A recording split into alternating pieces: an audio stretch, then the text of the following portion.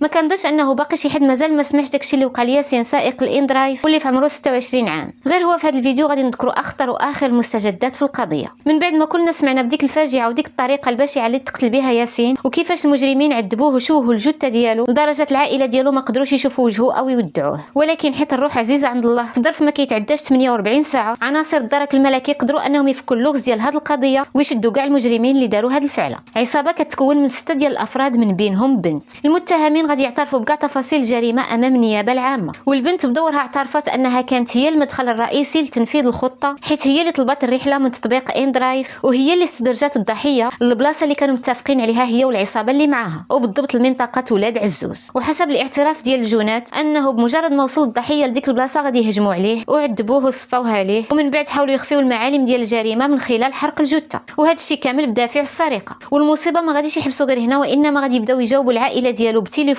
غير باش يوهموهم باللي راه مازال عايش. والمفاجئ انهم بعد التحقيق غادي يتبين ان الامر كيتعلق بشبكه اجراميه منظمه ومتخصصه في هذا النوع ديال السرقات. ومن بين كاع هاد المعطيات الصدمه هي ان المحامي ديال العائله غادي يكشف على معطيات جد خطيره واللي كتفيد احتمال تورط ومشاركه جوج ديال الافراد كينتميو لاسلاك امنيه وعسكريه. حاليا القضاء دار كلمته وتم الايداع 6 ديال المتهمين الرئيسيين من بينهم البنت في سجن عكاشه، والمتابعه ديالهم تهمه القتل العمد مع سبق الاصرار والترصد، في الوقيته اللي 3 ديال المشتبه فيهم مازال متابعين في حاله سراح. ياسين الله يرحمه مشى شهيد لقمه العيش وخلى وراه زوجه شابه وطفله صغيره، لكن حقه اكيد ما غاديش يضيع، وحنا على يقين ان العداله غتاخذ المجرى ديالها. في نظركم شنو هي العقوبه اللي يستحقوا هاد المجرمين باش يكونوا عبره؟